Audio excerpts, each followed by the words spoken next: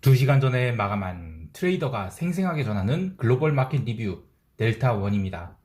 어제 우리 시장은 마지막에 눌러서 끝내면서 징그러운 양매도장으로 마감을 했지만 해외 시장은 드디어 기다리던 라가르드의 조심스러운 항복 선언이 나오면서 유로화가 폭등을 했는데요.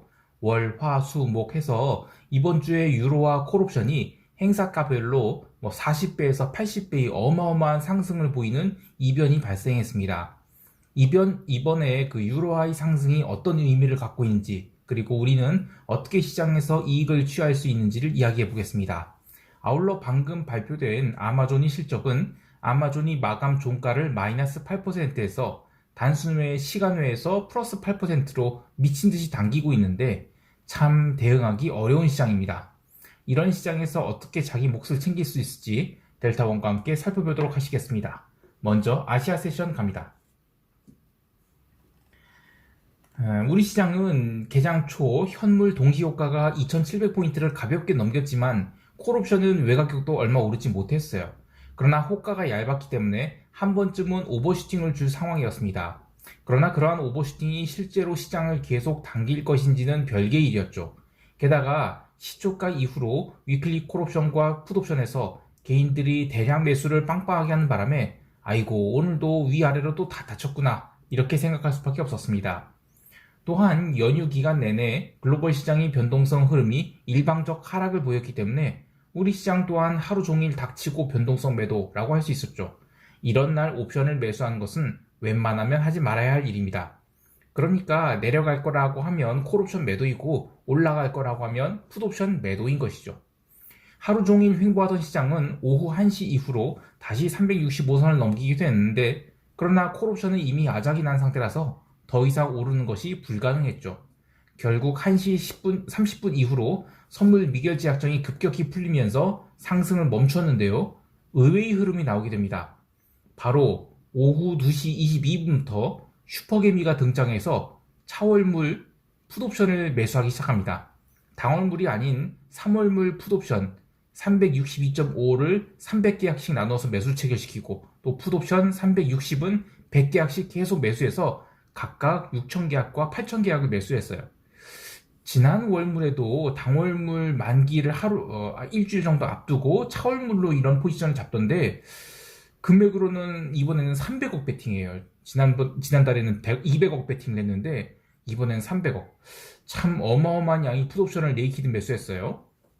근데 이 거래의 상대방이 되어준 외국인은 볼 것도 없이 리버셜 차익 거래를 해서 선물 매도로 해지를 했죠. 그래서 오후 2시 50분 이후로 시장이 급락이 나오게 되는데 이것은 기관이 그 위클리 옵션 양광 모드로 전환시키려는 그런 하락이 목적도 있었지만 외국인들이 리버셜 차익 거래에 포함된 선물 매도도 그런 역할을 했다라고 할 수 있겠습니다. 참고로 오늘 슈퍼개미가 풋옵션을 매수한 이 평균 단가를 이야기해보면 풋옵션 362.5는 8.8포인트, 풋 360은 7.8포인트가 됩니다. 3월물은 이 쿼드루플 만기 월물이기 때문에 해당 옵션을 청산하게 될 때 반드시 시장에 큰 영향을 미치게 될 텐데 개인이 풋옵션 이익 실현으로 지수가 상승하는 것을 1월에도 목격했기 때문에 이 부분에 대해서도 어떻게 보면 시장의 하락이 보험이 들어가 있다라고 생각할 수도 있겠습니다. 자, 그런데 대체 이렇게 무식하게 옵션을 지르는 슈퍼개미는 누구일까 궁금한데요. 오스테미 2부장은 이제 잡혔고 참 누굴까요? 그런데 그게 누가 됐든 지난번에 200억 이익을 본 것을 너무 허무하게 날리진 않았으면 좋겠네요. 자, 그 외에 시장은 별다른 특이사항이 없었어요. 하루 종일 우리 시장은 변동성 매도가 시장을 지배했다. 이 정도로 정리할 수 있겠습니다. 자, 이제 유럽 세션 넘어갈게요. 오늘 유럽 세션은 할 이야기가 많습니다. 우선 오늘은 ECB가 있는 날이었는데 어제 영상에서는 언급했듯이 유로화를 비롯한 비달러가 지난 1월 마지막 주에 급락을 줬다가 아주 빠르게 회복을 했기 때문에 유로화의 펀더멘털 문제가 아니라 미국 시장에 국한된 과도한 리스크 오프가 비달러 바스켓을 전체를 깠던 것이죠. 그래서 그게 다 올라왔기 때문에 오늘의 ECB는 유로화의 향후 진짜 방향성이 무엇인지를 시험하는 날이었다라고 할 수 있겠습니다. 개장 전 유럽 지수 선물은 갭 다운을 한 채 내내 약한 모습이었는데 라가르드의 기자회견이 시작되자마자 유로화가 급등을 하면서 지수는 급락을 하게 됩니다. 그리고 사실상 종가 저가로 마이너스 2% 가까이 처박히게 되죠. 라가르드의 이야기는 나름대로는 기존의 그 비둘기적 태도를 유지하려 했지만 결정적인 차이가 있었어요. 바로 지난번에 얘기했던 올해 금리를 올릴 가능성은 매우 낮다, 이런 이야기를 빼먹은 겁니다. 그러자 독일 국채가 1% 다이렉트로 쳐박으면서 강력하게 밀려버리고 유로화도 급등을 하게 됩니다. 그리고 그전에는 유럽 증시는 이 ECB가 계속 비둘기니까 미국보다 상대적으로 더 강하겠지. 그러니까 미국은 긴축을 하고 유럽은 긴축 안 한다고 그랬으니까. 그런 상황이 지금 뒤집혀지면서 유럽도 결국에는 타이트닝하고 그럼 결국 금리도 올리겠네 하면서 증시도 속절없이 밀리게 되었습니다. 사실 제가 이런 그 트레이딩 아이디어를 1월 내내 갖고 있었는데 참 아쉬워요. 그리고 증시가 밀리게 된 또 다른 이유도 있어요. 오늘 독일 10년물 금리가 드디어 확실하게 플러스 전환을 했어요. 이렇게 플러스 전환을 하면 웬만해서는 더 이상 마이너스권에 가지 않게 되는데 이탈리아 채권은 무려 1.81% 하락을 합니다. 기존 자산 매입 프로그램 진행에 대한 변화는 없었지만 타이트닝이 시작되면 독일 국채와 이탈리아 국채가 동급으로 취급될 수는 없겠죠. 이렇게 상대적으로 양호한 자산과 그렇지 못한 자산 간이 스프레드 확대가 본격화된다라는 신호라고 할 수 있겠습니다. 올해 시장이 아주 어려울 것임을 알 수 있습니다. 근데 오늘 시장 대응은 좀 잘못한 부분이 있어요. 우선 통화옵션 만기가 내일인 상황이라서 유로화를 이렇게까지 당길 수 있을까 조금 아니한 생각이 들었었습니다. 작년에 유로화 베팅을 해제하다가 올해 강하게 잡아서 좀 이익 난 듯 했는데 지난 1월 말에 어이없게 손절당하면서 옵션 간말을 이렇게 살릴 수 있을까 하는 의구심 때문에 유로롱을 잡지 못했어요. 결국 ECB도 이 타이트닝을 한다는 논리는 맞았지만 트레이딩에는 좀 실패한 안타까운 기록으로 남게 되었습니다. 물론 향후 유로화의 추세가 저는 상승 쪽으로 완벽하게 잡혔다고 생각을 해요. 그래서 기회가 된 대로 다시 유로화 롱을 계속 쌓아나갈 생각이긴 한데 어쨌든 뭐 내일은 다시 뭐 옵션 만기고 해서 일단 뭐 내일까지는 좀 쉬어야겠죠. 또 하나 대응이 좀 어려웠던 부분이 있습니다. 유로화를 제외하고는 나머지 커머디티 통화들은 정말 약했어요. 저는 어제 오펙 미팅에 이 원유 재고까지 감소로 나왔는데도 불구하고 기름값이 밀렸다가 반등을 했는데 아시아 세션에서 또 밀리는 걸 보고 야, 이거 확실히 기름 꼭지 찍었다, 이렇게 생각을 해서 열심히 기름 매도를 따라가면서 이익을 쌓고 있었어요. 사실 유로화가 저렇게 반등을 하면 당연히 커머디티 롱을 잡는 게 맞죠. 하지만 그거는 매매를 하지 않은 애널리스트나 그런 소리를 할 수 있는 거고, 저처럼 실제로 매매를 하는 사람 입장에서는 어제 커머디티들은 유로화가 한참 달릴 때 상대적으로 엄청 약했어요. 그래서 기름 숏을 뭐 제법 이익도 났었어요. 그리고 어제 또 유로화만 강세였지 커머디티 통화는 강세가 아니었거든요. 특히 기름 같은 경우에는 지난 1월 이후로 계속 강세 국면이었고 우크라이나 관련 리스크 프리미엄이 5달러 이상 붙어있다, 이런 생각을 했기 때문에 여러가지 이유로 숏을 잡기에 적절한 나이였다고 봤었어요. 실제로 구리도 유럽 세션 시작하면서 계속 밀려서 1% 넘게 하락을 하기도 했었죠. 그러나 유럽 마감 무렵 워낙 유로화가 달리다 보니 이 퀀트레이더들이 기름과 구리의 숏을 스탑을 치기 시작했어요. 결국 기름은 88.8달러를 위로 돌파하게 됩니다. 저는 눈물을 머금고 88.82달러의 스탑을 날렸는데 그 스탑을 안 날렸으면 오늘 뒤통수가 아주 뜨거웠을 것입니다. 항상 트레이딩할 때마다 느끼는 것인데 늘 시장이 옳습니다. 결국 유럽 세션 마감 때 브렌트 기름이 90달러를 넘겼고 이렇게 되면 브렌트 기름 말고 텍사스도 90달러 넘기는 건 당연한 상황이 되었죠. 새벽 3시 20분 텍사스 기름이 스탑로스가 또 쏟아지면서 폭등을 해서 텍사스 기름도 90달러를 확실하게 넘겨서 마감을 했습니다. 자, 이제 미국 세션 갈게요.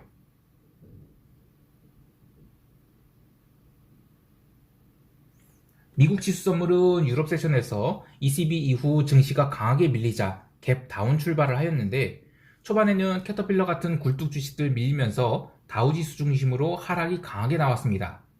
하지만 나스닥은 반발 매수가 강하게 들어왔는데요. 그럼에도 불구하고 전일 대비 강력한 플러스로 돌리는데 실패했습니다. 그 이유는 전일 시간외에서 마감한 메타가 좀처럼 반등을 하지 못했고 장 마감 후 실적 발표 예정이었던 아마존에 계속 매도가 나오면서 오늘도 빅테크 폭망각 아닌가, 이런 우려가 있었기 때문이죠. 하지만 변동성을 고려한다면 오늘 지수가 하락을 한 것은 한계가 있었다고 보는 것이 여전히 변동성 선물이 콘텐고 상태였고 오늘의 하락은 유럽이 문제인 것이지 미국 자체는 패시브한 매도가 나오면서 투매는 나오지 않았거든요. 그렇게 해서 나스닥은 14,620선 그리고 14,530선에서는 충분히 반발 매수가 나올 수 있다고 봤어요. 유럽 마감 후에 조금 누렸던 시장이 시간이 갈수록 계속 반발 매수 시도는 나왔는데 제 기준에서는 너무 빨리 반발 매수가 나오는 거예요. 그래서 이건 따라가면 안 된다라는 생각을 계속 했었고요. 그렇게 버티던 시장은 4시 30분 이후로 드디어 본격적인 하락을 하게 됐는데 이 하락이 진짜 하락이라고 보기 어려웠던 일 잘 참았다가 매수를 해야 되는 것으로 본 이유가 있어요. 우선 하락이 나올 때 변동성이 좀처럼 오지지 않는 거예요. 현물 그리고 특히 아마존에 대한 스탑로스가 미리 나오기 시작한 것이라 14,350선, 530선에서는 매수해도 웬만하면 그날 아니면 다음날이라도 아시아 세션에서 이익을 줄 가능성이 높다고 봤어요. 왜냐면 변동성 때문에요.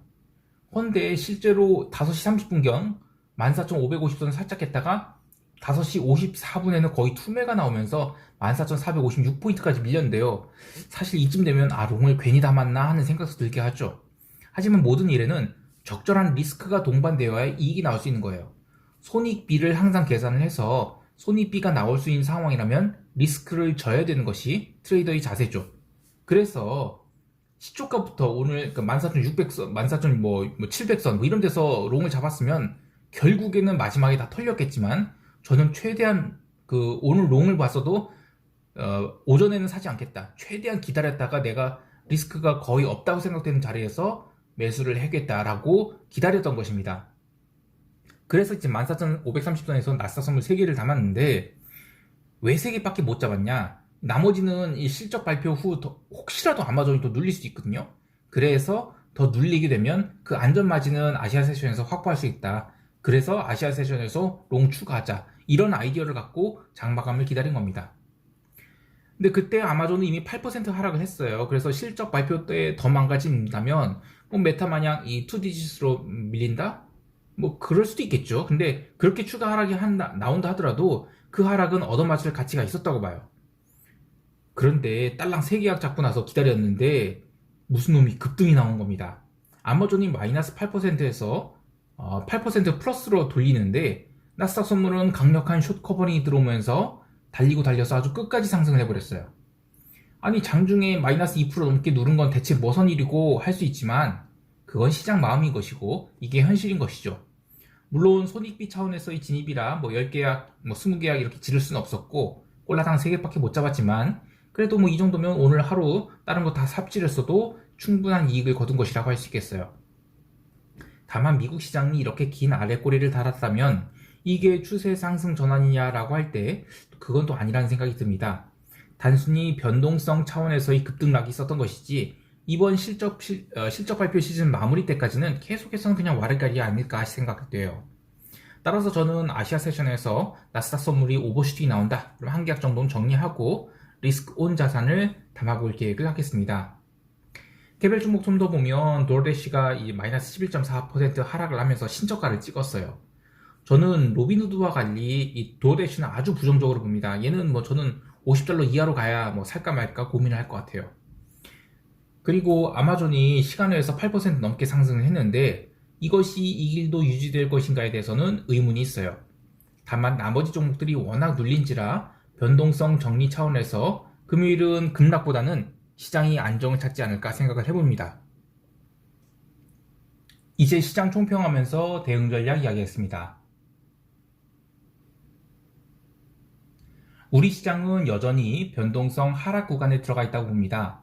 참고로 어제 하루에 변동성이 하락을 했다고 하지만 실질 변동성 대비 옵션 내재 변동성은 여전히 높은 상태인데요. 아직도 등가 양합이 8포인트가 넘어요.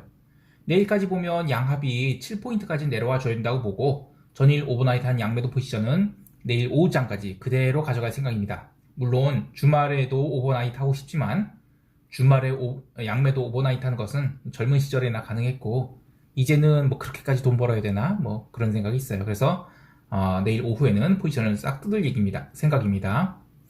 오늘 그리고 장중 매매하시는 분들도 마찬가지로 이 콜매도 위주의 양매도 포지션을 취하는 게 좋겠어요. 시장 급락은 웬만해서는 나오지 않는다. 그러나 급등은 더욱더 안 나온다. 뭐 이렇게 보고 대응하는 것이 좋겠어요. 하락에는 콜 매도로 대응해야 되지 풋 매수로 대응해서는 스트레스만 받는다. 이걸 잊지 말아야 되겠습니다. 해외 시장은 미국 10년 국채 매도, 독일 10년 국채 매도 계속 들고 있어요. 조금 스트레스 받는 것은 S&P 콜 매도를 좀 들고 있는 건데 프리미엄 받아놓은 게 워낙 빵빵해갖고 손실은 아니지만 오늘 눌림에 좀 털었어야 되는 거 아닌가 싶습니다. 어쨌든 S&P 콜 매도는 계속 들고 갈 거고요. 나스닥 선물 매수 또한 아시아 세션에서는 계속 들고 갈 생각입니다.